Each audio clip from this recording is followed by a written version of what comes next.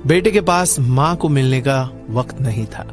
बचपन में जिस माँ ने कपड़े सिलाने का काम करके अपने बेटे को पढ़ाया, उसकी जरूरतें पूरी की, आज वही बेटा बहुत बड़ा आदमी बन गया था।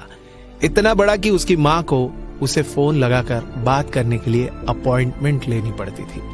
इस बेटे की एक खास बात थी, जब भी माँ का जन्मदिन होता था वो एक गुलाब का फूल लेकर अपनी माँ को कुरियर कर देता, क्योंकि माँ गांव में रहती थी और बेटा शहर में। माँ का जन्मदिन आया, बेटा फूल वाली दुकान पर पहुंचा।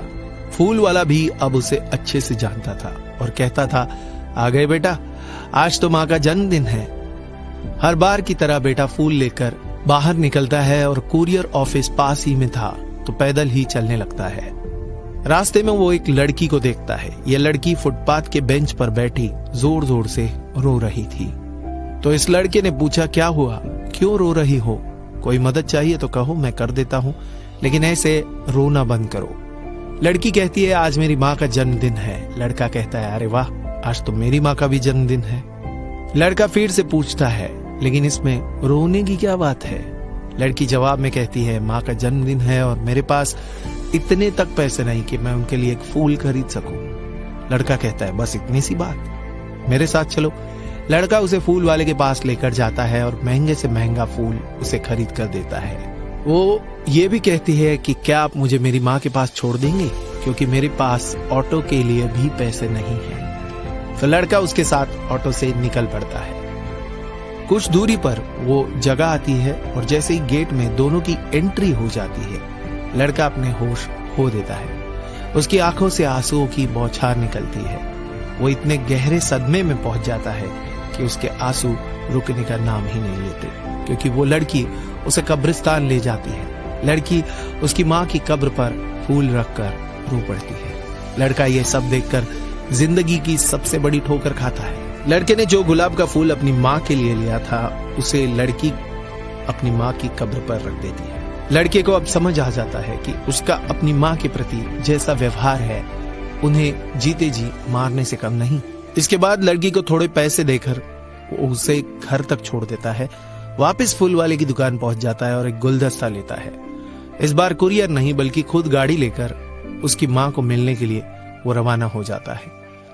कुछ घंटों में गांव पहुंच जाता है और माँ को बहुत बड़ा सरप्राइज देता है।